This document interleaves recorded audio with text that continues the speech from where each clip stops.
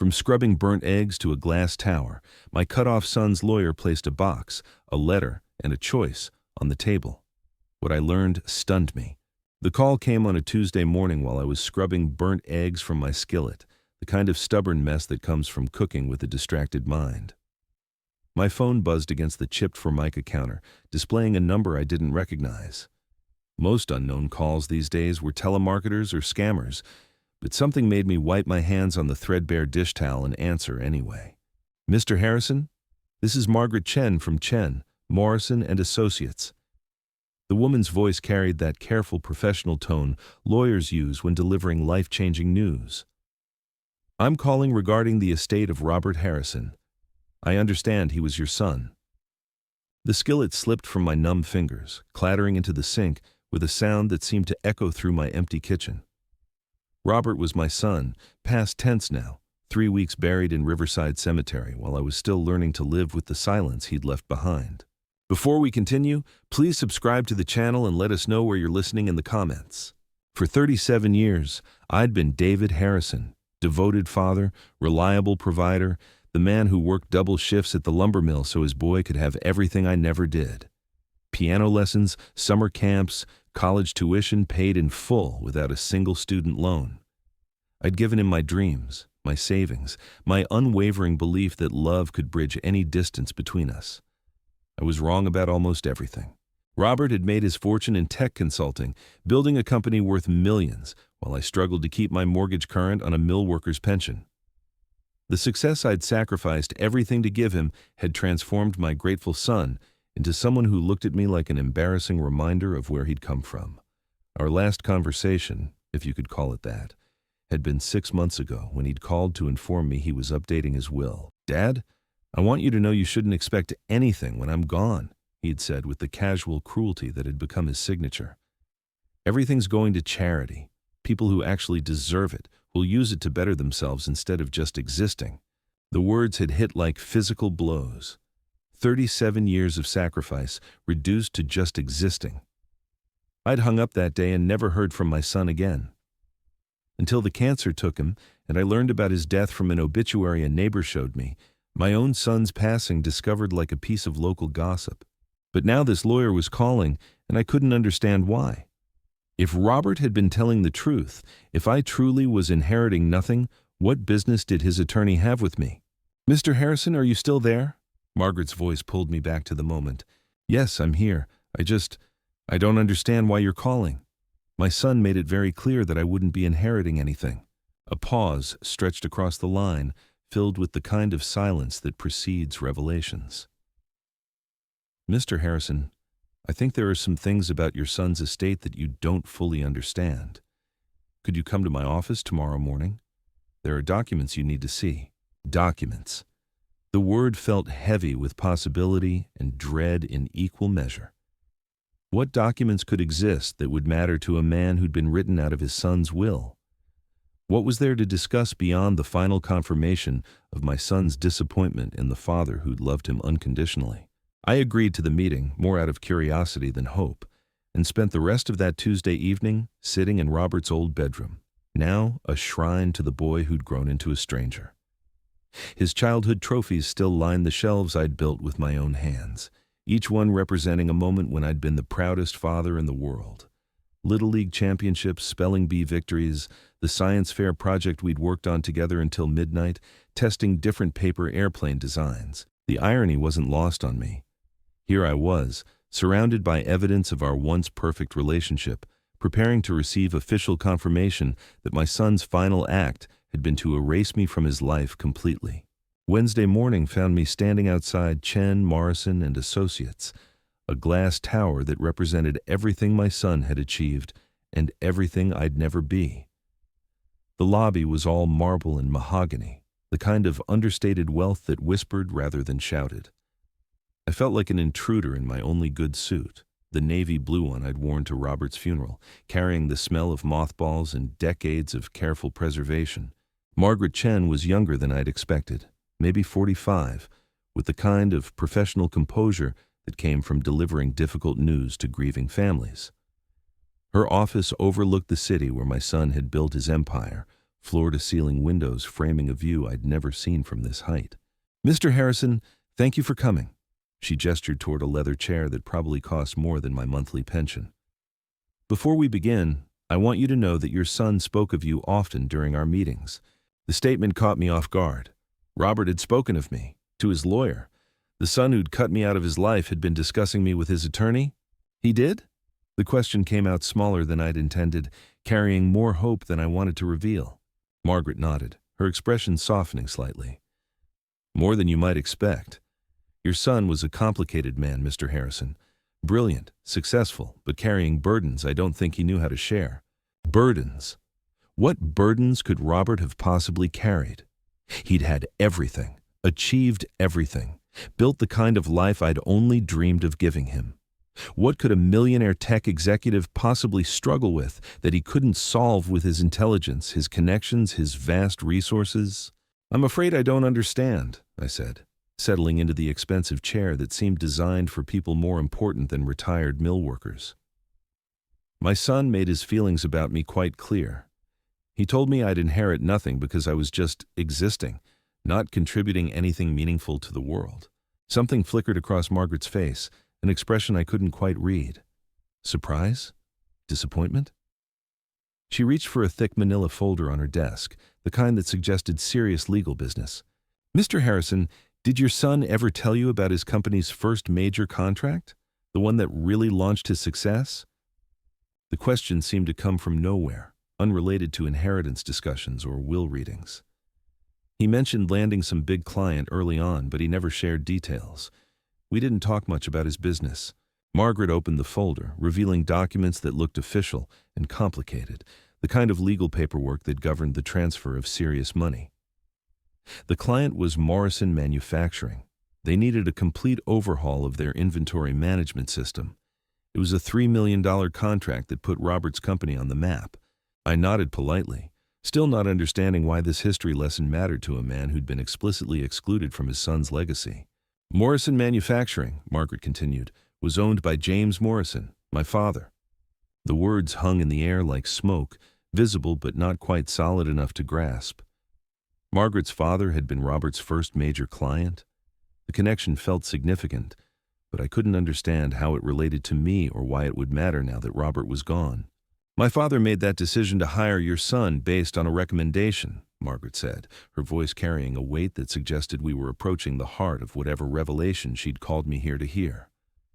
"A recommendation from someone who vouched for Robert's character, his work ethic, his integrity." My heart began to beat faster, some instinct recognizing that we were approaching dangerous territory, the kind of information that could change everything I thought I knew about my relationship with my son. "The recommendation came from you, Mr. Harrison." The world tilted sideways. The expensive office, the city view, Margaret's professional composure, everything became background noise to the impossibility of what she'd just said. I had recommended Robert to Morrison Manufacturing? I'd never even heard of Morrison Manufacturing until 30 seconds ago. "That's impossible," I managed, my voice sounding distant and strange. "I never recommended my son to anyone. I didn't even know what his business did exactly." Margaret was already reaching for another document, this one older, the paper slightly yellowed with age. "Do you remember working with a James Morrison about 15 years ago? You were part of a crew renovating his company's warehouse facility." The memory hit like cold water. Jim Morrison, the owner who'd spent 3 days on the job site, not micromanaging but genuinely interested in the craftsmanship, asking questions about load-bearing modifications and foundation reinforcements. He'd been impressed with my knowledge, my attention to detail, the way I'd caught potential problems before they became expensive mistakes. "You told him about your son," Margaret continued, reading from what appeared to be handwritten notes, "about how proud you were, how he was starting his own business, how he'd inherited your work ethic and integrity. My father was so impressed by you, by your character and competence, that when Robert approached him months later, he decided to give an untested consultant a chance based entirely on your recommendation." The revelation settled over me like a weight I wasn't prepared to carry. My son's first major success, the foundation of everything he'd built, had come from my reputation, from a casual conversation with a client who'd been impressed by my craftsmanship. Robert knew this? The question emerged from some deep place of need, the father in me desperate to understand whether my son had been aware of my role in his success. Margaret's expression grew complicated, layered with information she seemed reluctant to share. Your son knew. He found out about 2 years after landing the contract when my father mentioned it at a business dinner. Robert had been wondering why Morrison Manufacturing had taken such a risk on an unproven company. 2 years after the contract, Robert had known for over a decade that his first major success had come through me, through the reputation I'd built with honest work and careful attention to detail. Yet he'd never mentioned it, never acknowledged it, had instead spent those years growing more distant and contemptuous. Why didn't he ever tell me? The question came out broken, carrying 37 years of confusion and hurt. Margaret closed the folder, her movements deliberate and careful. Mr. Harrison, I think your son struggled with that knowledge more than you might realize. The success he was so proud of, the independence he'd fought to achieve, had come through his father's reputation. For someone who'd spent years trying to prove he was more than just a mill worker's son, that connection was complicated. Complicated. The word felt inadequate to describe the emotional landscape my son had been navigating. Here I'd been, believing he was ashamed of me, embarrassed by my blue-collar background and simple life. But maybe the reality had been more complex. Maybe he'd been struggling with the knowledge that his greatest achievement had roots in the very background he'd been trying to transcend. There's more, Mr. Harrison, Margaret said, and something in her tone suggested we were finally approaching the real reason she'd called me here. Your son's will contains provisions that I don't think you're aware of, provisions that tell a very different story than the one you've been told. My hands found the armrests of the leather chair, gripping them like anchors in a storm that was reshaping everything I thought I knew about my son's final months. Margaret was watching me with the careful attention of someone who'd delivered shocking news before, measuring my reaction like a doctor monitoring vital signs. What kind of provisions? I asked, though part of me wasn't sure I wanted to hear the answer. The past 20 minutes had already demolished the narrative I'd been living with for 6 months. How much more could my understanding of Robert's feelings withstand? Margaret reached for a different section of her desk, pulling out a document that looked newer than the others, bound in blue legal backing with official seals and signatures. This is your son's will, executed 14 months ago. The version you're familiar with, the one about charitable donations, that was from a conversation Robert had with you. But it wasn't the final version. She placed the document between us on her polished desk, close enough that I could see the legal text, but far enough away that I couldn't quite make out the specific words. The power dynamic was intentional, I realized.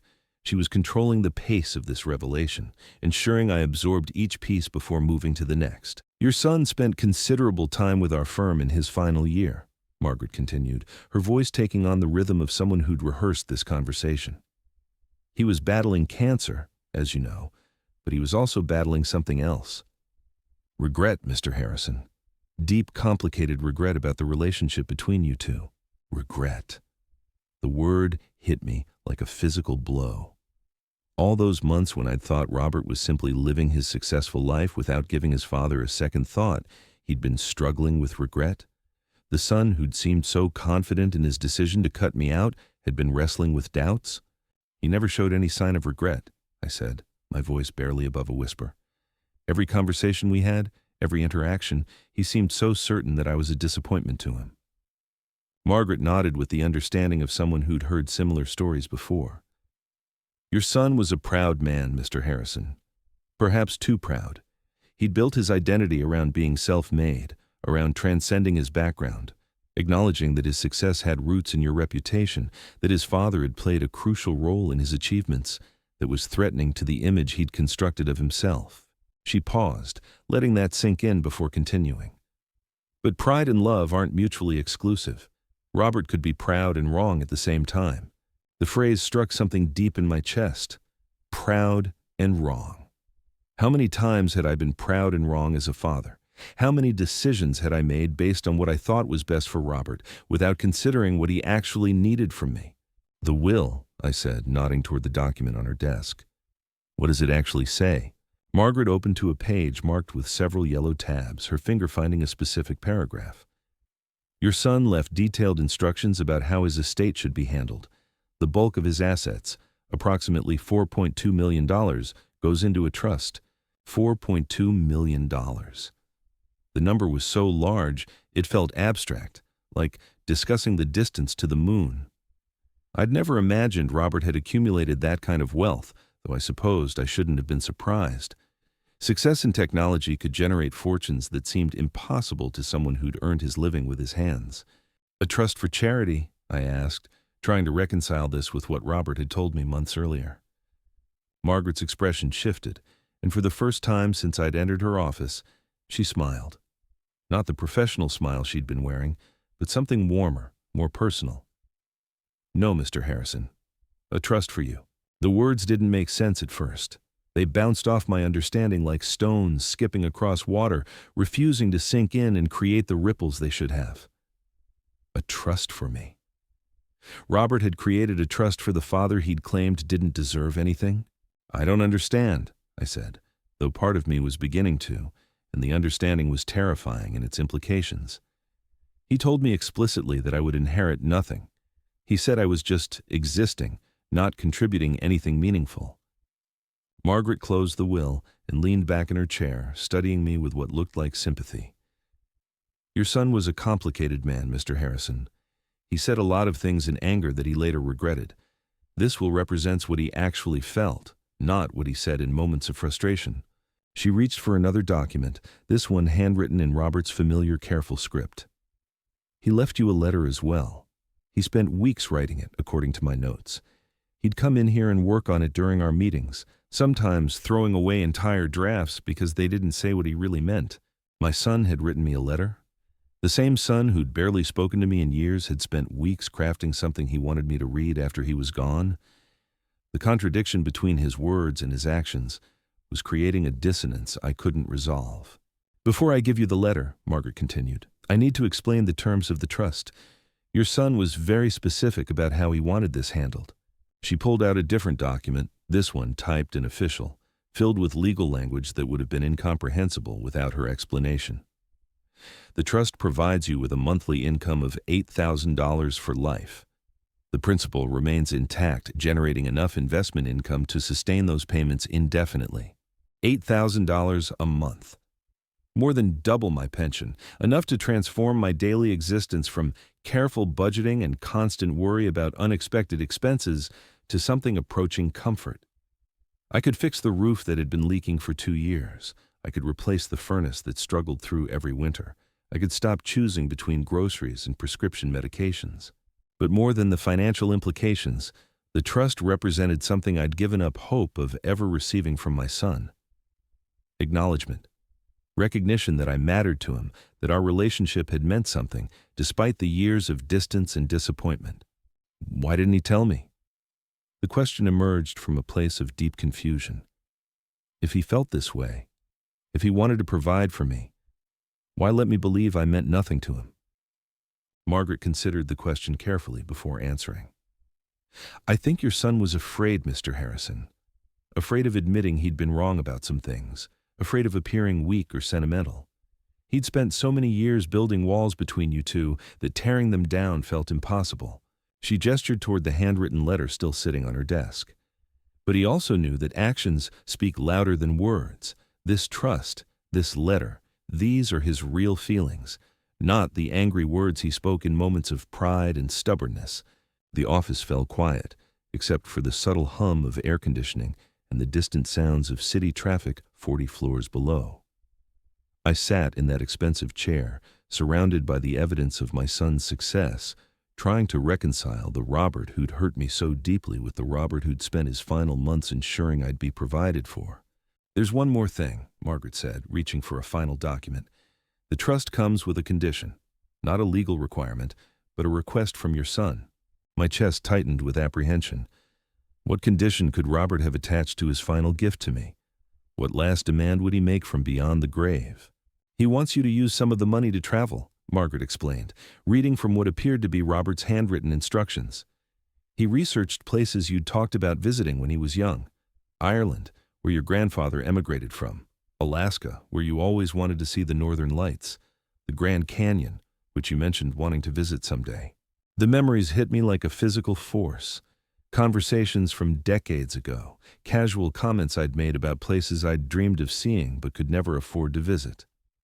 Robert had been listening, even during those years when he'd seemed so distant and disinterested. He'd remembered my offhand remarks about wanting to trace our family history in County Cork, about wondering what the aurora borealis actually looked like beyond photographs. He remembered all that? I asked, my voice thick with emotions I couldn't quite identify. Margaret nodded. Your son remembered everything, Mr. Harrison. Every story you told him, every dream you shared, every sacrifice you made for his future. The problem wasn't that he didn't remember. The problem was that he remembered too well. She handed me the handwritten letter, several pages folded together, my name written across the front in Robert's careful script. He wanted you to read this here, in my presence, in case you had questions about the trust or needed help understanding his intentions. I took the letter with trembling hands, feeling the weight of paper that somehow contained my son's true feelings, his real thoughts about our relationship, and his regrets about how it had ended.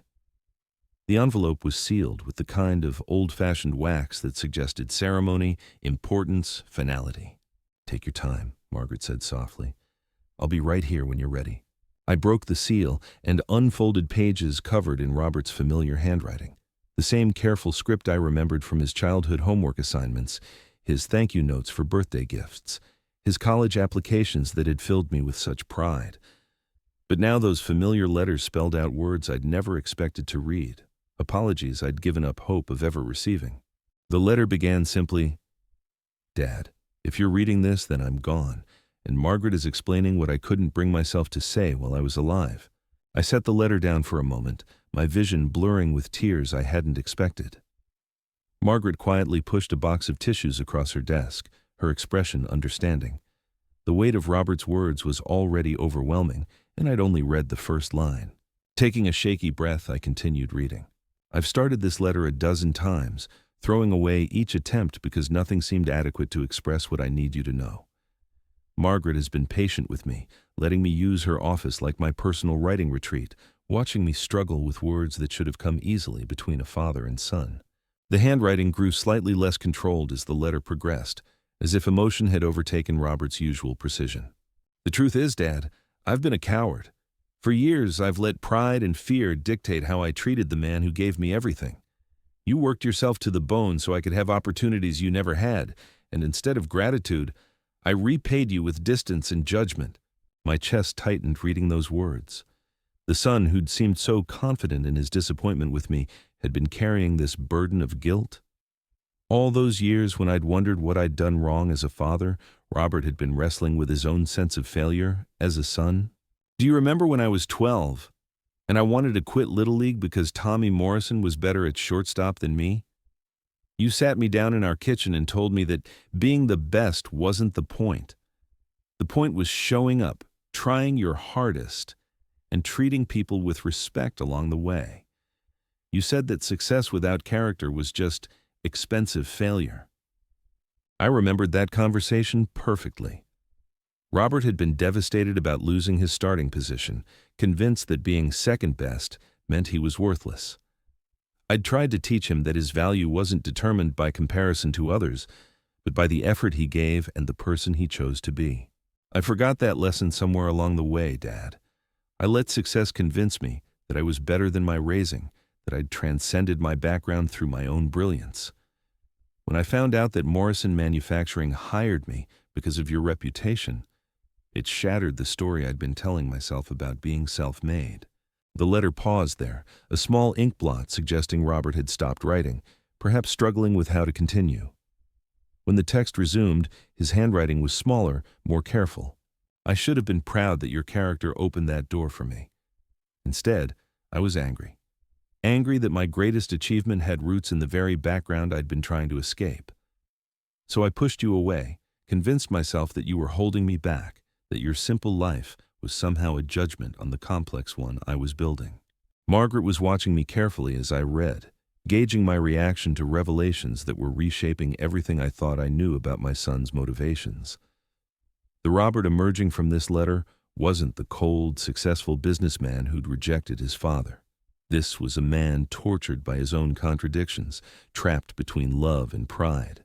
The cancer diagnosis changed everything, Dad.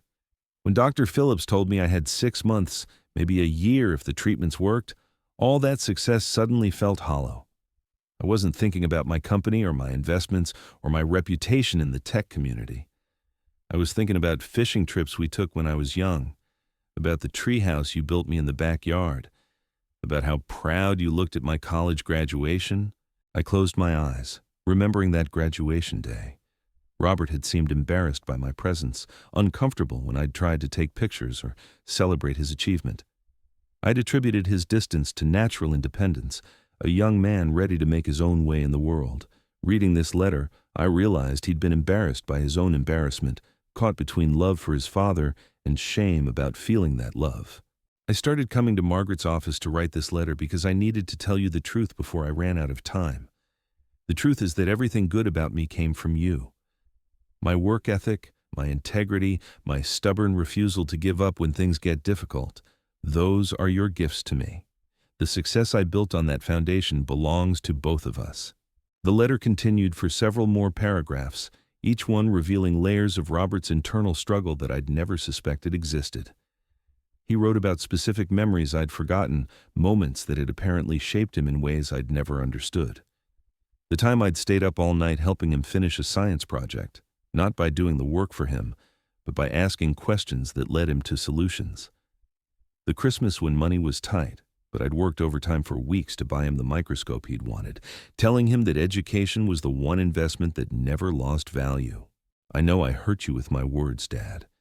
When I told you that you were just existing, not contributing anything meaningful, I was really talking about my own fears. I was terrified of becoming irrelevant, of being forgotten, of not mattering in the grand scheme of things. I projected those fears onto you because it was easier than examining my own insecurities. Margaret leaned forward slightly. Your son spent months working with financial advisors to structure that trust, she said softly. He wanted to ensure you'd never have to worry about money again, but he also wanted it to come with freedom, not obligation. The monthly payments are designed to give you choices you've never had before. I looked up from the letter, my mind struggling to process the magnitude of what Robert had done. Not just the money, though, that was life-changing, but the thought and care that had gone into every detail. He'd remembered conversations from decades ago, planned for my comfort and happiness, tried to give me the opportunities for adventure I'd always dreamed about but never pursued. Why the travel request? I asked, gesturing toward the letter. Why was that so important to him? Margaret smiled, the first genuinely warm expression I'd seen from her since entering the office. Your son felt guilty that you'd spent your entire life providing for him, never taking time for yourself. He researched those destinations obsessively, found tour companies that specialize in older travelers, looked into accessible accommodations. He wanted to give you the adventures you'd sacrificed for his education. The irony wasn't lost on me. Robert had spent his final months planning the kind of thoughtful, generous gestures that had characterized my entire relationship with him. The capacity for selfless love hadn't skipped a generation. It had just been buried under layers of pride and fear. I returned to the letter, reading Robert's final paragraphs through tears that made his careful handwriting blur and swim on the page. I know I waited too long to say these things, Dad. I know my pride cost us years we can't get back. But I need you to know that every success I achieved was built on the foundation you gave me. Every lesson you taught me about character and integrity guided my business decisions, even when I was too stubborn to admit it. The letter concluded with a paragraph that hit me like a physical blow. The trust isn't charity, Dad. It's not guilt money or an apology payment. It's recognition of a debt I can never fully repay. You invested your life in my future. And now I want to invest in yours. Use this money to see the world you helped me explore through books and dreams. Use it to live the adventures you postponed so I could have mine. And maybe, when you're standing on those Irish cliffs or watching the northern lights dance across the Alaskan sky, think of your son who loved you more than his pride would let him show. The signature at the bottom was simple. Your grateful son, Robert. I set the letter down on Margaret's desk, my hands shaking with emotions I couldn't name. Grief, certainly, for the relationship we'd never fully repaired.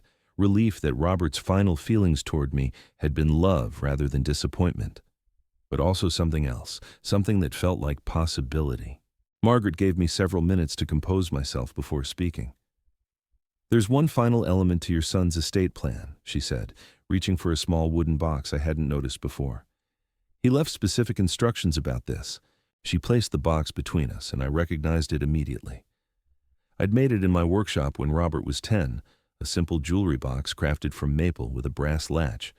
He'd used it to store his baseball card collection, his Boy Scout badges, the small treasures that had mattered to him as a child. "Open it," Margaret said gently. Inside, nestled in the blue velvet lining I remembered installing all those years ago, was my father's pocket watch, the Hamilton Railroad timepiece that had belonged to 3 generations of Harrison men, passed down from my grandfather to my father to me. I'd given it to Robert on his 18th birthday, telling him it represented the continuity of our family, the connection between past and future. But there was something else in the box, something that hadn't been there when I'd given it to Robert decades ago. A small brass key, old and worn, attached to a piece of paper with an address written in Robert's handwriting. Margaret was watching my reaction carefully. "Your son bought a house, Mr. Harrison. Not an investment property or a vacation home, but a place specifically for you. He spent months looking for the perfect location, something close enough to your current neighborhood that you wouldn't feel displaced, but nicer than anywhere you'd ever lived. The address was in Riverside Heights, the area where I'd always admired the well-maintained homes and mature oak trees, but never imagined I could afford to live. Robert had bought me a house. While telling me I'd inherit nothing, he'd been secretly purchasing a home designed for my comfort and happiness. The deed is in your name," Margaret continued, "free and clear, no mortgage, no liens. Your son paid cash and had it fully renovated according to specifications he developed based on things you'd mentioned over the years. A workshop in the basement for woodworking, a screened porch for evening relaxation, a garden area where you could grow the tomatoes you always talked about." I stared at the key in my palm, this small piece of metal that represented my son's final expression of love. He'd remembered my casual comments about wanting a proper workshop, about missing the garden my mother had kept when I was young, about dreams I'd mentioned in passing without ever expecting them to be taken seriously. "When can I see it?" The question emerged from somewhere deep in my chest, from a place that had given up hope of new beginnings but was suddenly, impossibly, beginning to believe in them again. Margaret checked her watch, a gesture that seemed to mark the transition from legal business to personal kindness.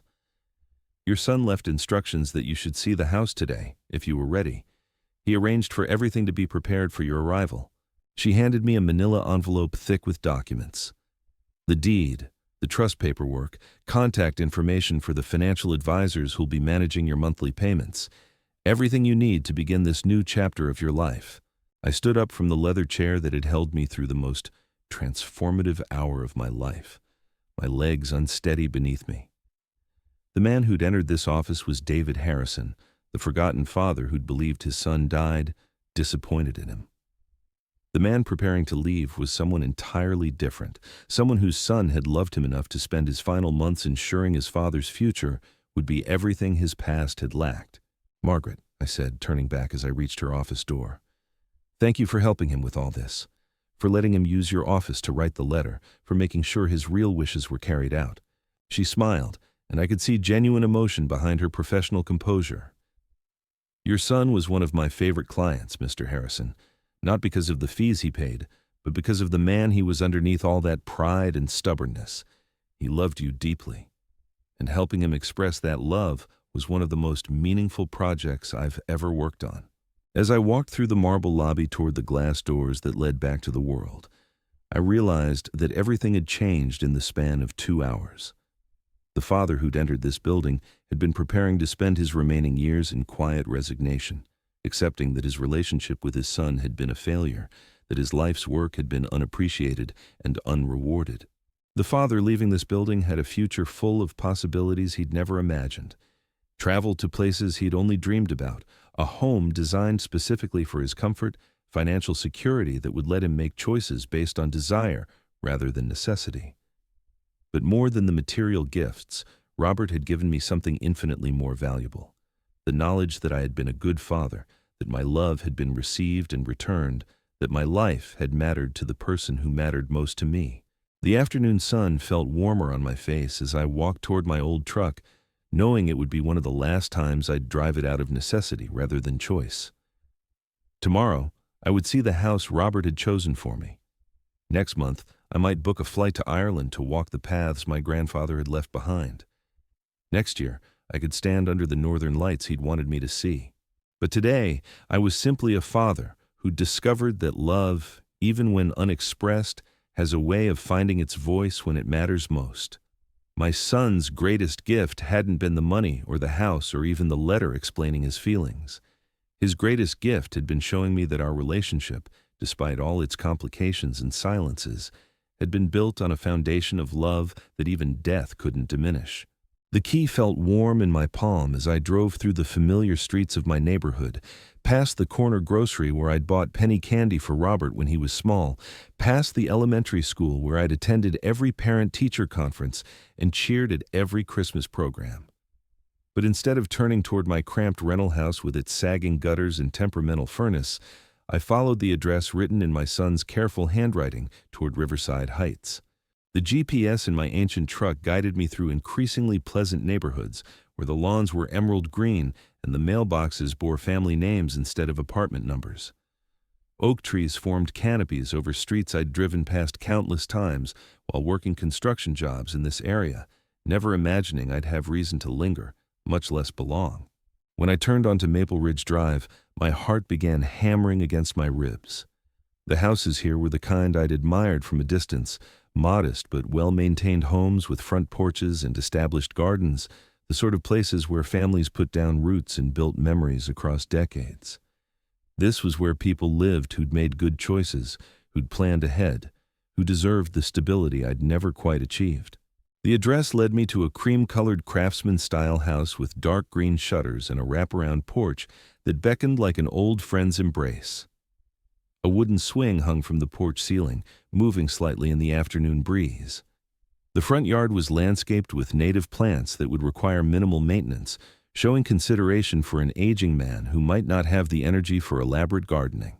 I sat in my truck for several minutes, engine ticking as it cooled, staring at what Robert had chosen for me.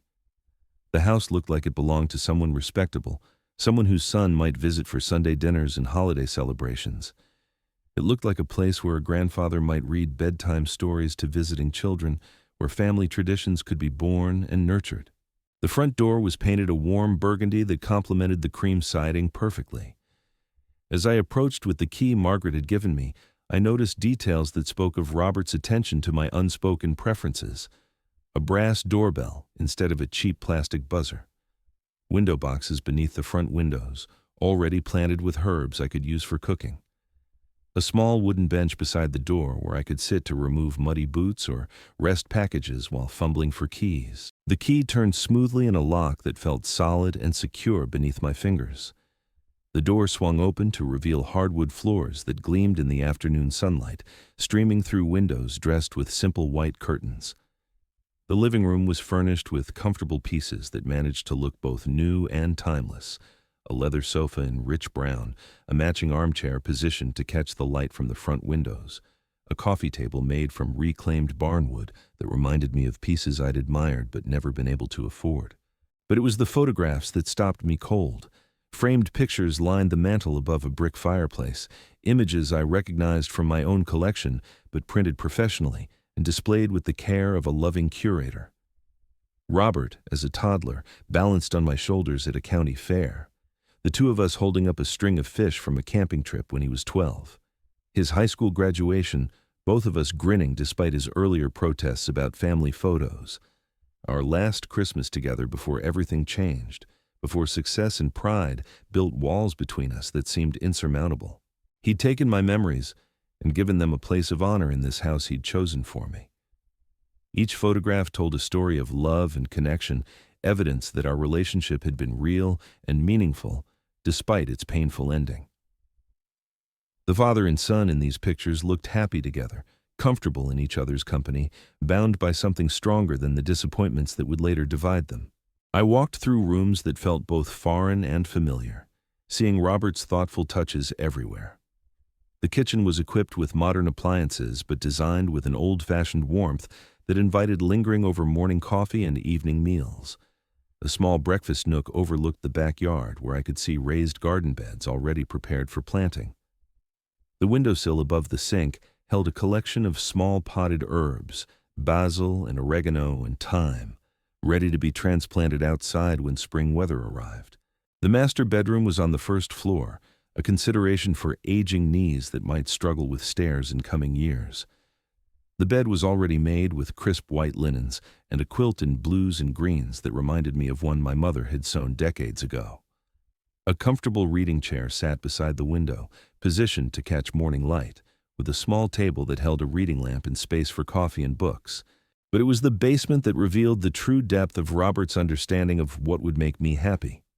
The stairs led down to a fully equipped woodworking shop that surpassed anything I'd ever dreamed of owning. Professional-grade tools hung from pegboards with military precision. A workbench ran the length of one wall, its surface smooth and unmarked, waiting for projects that would give meaning to my remaining years. Lumber was stacked neatly in organized sections, different species sorted by size and grade. A note was taped to the workbench, written in Robert's familiar handwriting. Dad, remember the birdhouses we made when I was 8? I still have mine on my office windowsill. I hope you'll build many more in this space, and maybe someday teach your grandchildren the same lessons about patience and craftsmanship that you taught me. Grandchildren. The word hit me with unexpected force. Robert had never married, never mentioned wanting children, but somehow he'd held on to the possibility that his father might one day have grandchildren to spoil and teach and love.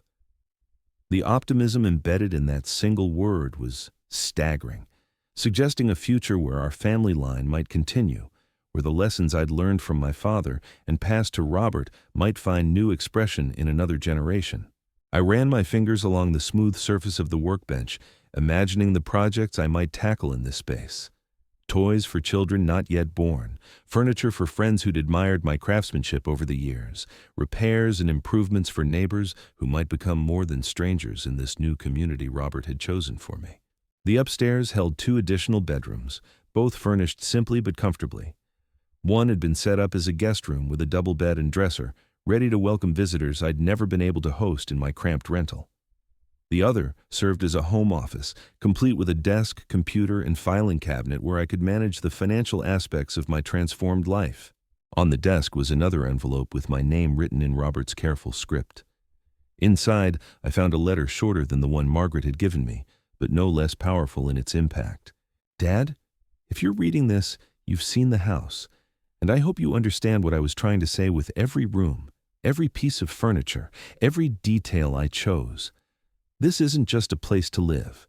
It's a place to thrive, to pursue interests you've always deferred, to welcome people into a space that reflects the dignity you've always possessed, but perhaps never fully recognized in yourself. I know you'll protest that this is too much, that you don't deserve such generosity. But you're wrong, Dad. You deserve this and so much more.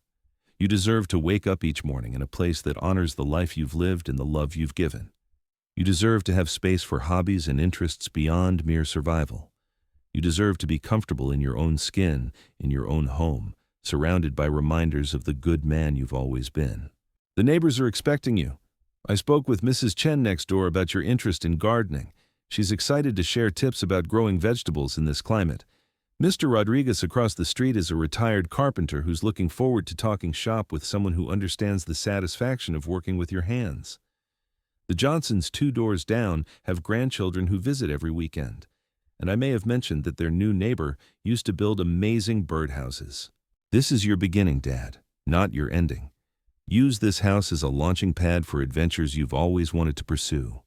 Use the workshop to create beauty and function from raw materials. Use the guest rooms to host family and friends who've never had a proper place to visit you. Use the garden to grow food that tastes like the tomatoes from Grandma's backyard that you still talk about. Most importantly, use this gift to forgive me for taking so long to understand what you've always known. That love isn't diminished by pride, that success without family is hollow, that the greatest inheritance a father can leave his son isn't money but character. And the greatest gift a son can give his father is recognition that those lessons were received, absorbed, and treasured. Welcome home, Dad. You've earned every bit of happiness this house can provide. Your loving son, Robert. I set the letter down on the desk that was now mine, in the office that was now mine, in the house that would be my home for whatever years remained to me. Through the window, I could see Mrs. Chen working in her garden, and she looked up with a wave when she noticed movement in the upstairs window. A friendly gesture from a neighbor who already knew my name, thanks to my son's preparation. The late afternoon sun was painting the walls of my new home in shades of gold and amber, and I realized this was the first time in decades that I'd watched a sunset from a place that truly belonged to me. Not a rental where I hesitated to hang pictures or paint walls, not a temporary shelter where I counted the days until I could afford something better, but a home chosen specifically for my comfort and happiness. My phone buzzed with a text message, and I was surprised to see it was from Margaret Chen. Mr. Harrison, I hope you've had a chance to see the house. Your son left one more surprise for you. Check the refrigerator, and please don't hesitate to call if you have any questions about the trust or need help with anything else. Robert would want you to know you're not alone in this transition. I made my way back down to the kitchen, my footsteps echoing differently on stairs that belonged to me rather than some distant landlord. The refrigerator was a modern stainless steel model that looked like it belonged in a magazine, but when I opened the door, I found it stocked with groceries chosen with the same careful attention Robert had given to every other detail. Real butter instead of the margarine I'd been buying to save money. Fresh vegetables that looked like they'd been picked that morning. A package of the premium coffee I'd splurged on exactly once in the past 5 years, savoring each cup because I knew I couldn't afford to replace it. Steaks thick enough to feed a working man, the kind I'd bought for Robert when he was growing and needed protein, but had stopped buying for myself when the budget got tight. But it was the note attached to a bottle of wine that brought tears to my eyes.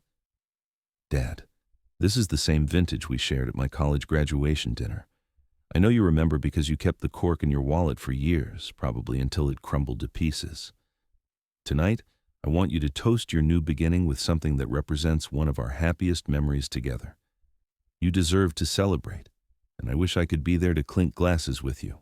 The wine was a California Cabernet that had cost more than I usually spent on groceries in a week, but Robert had remembered it perfectly. I'd ordered it that night because I wanted to mark his achievement with something special, something that acknowledged the magnitude of what he'd accomplished and the pride I felt in calling him my son. The cork had indeed lived in my wallet until it disintegrated, a small reminder of the moment when our relationship still felt unbreakable. I found a corkscrew in a kitchen drawer that slid open smoothly on quality hardware and poured myself a glass in crystal stemware that caught the evening light like liquid rubies. The wine tasted exactly as I remembered, rich and complex, worthy of celebration. Standing in my new kitchen, surrounded by evidence of my son's love and planning, I raised my glass toward the photographs on the mantel, toward the memory of the boy who'd grown into a man complicated enough to hurt me deeply while loving me completely. To second chances, I said aloud, my voice carrying through rooms that would echo with new memories, new conversations, new possibilities I'd never dared to imagine. And to sons who love their fathers enough to forgive them for being human. The wine warmed my chest as I walked through my new home one more time, seeing it not as a gift too generous to accept, but as recognition of a relationship that had been worth preserving despite its flaws. Robert hadn't just given me financial security or a comfortable place to live. He'd given me back my dignity, my sense of worth, my belief that the life I'd lived had mattered to the person whose opinion mattered most. Tomorrow, I would call the travel agent whose business card Margaret had tucked into the trust documents. Next week, I would introduce myself to neighbors who were already expecting me. Next month, I might stand in the Dublin airport, beginning a journey to trace my grandfather's footsteps through County Cork. But tonight, I was simply a father who discovered that love finds a way to express itself even when pride tries to silence it, that the greatest inheritances aren't counted in dollars but in understanding, and that it's never too late for a new beginning when that beginning is built on the foundation of a love that survives even death. The house settled around me with the comfortable sounds of a home accepting its new occupant, and I knew that Robert was finally at peace, knowing his father would spend his remaining years not just surviving, but truly living the life he'd always deserved.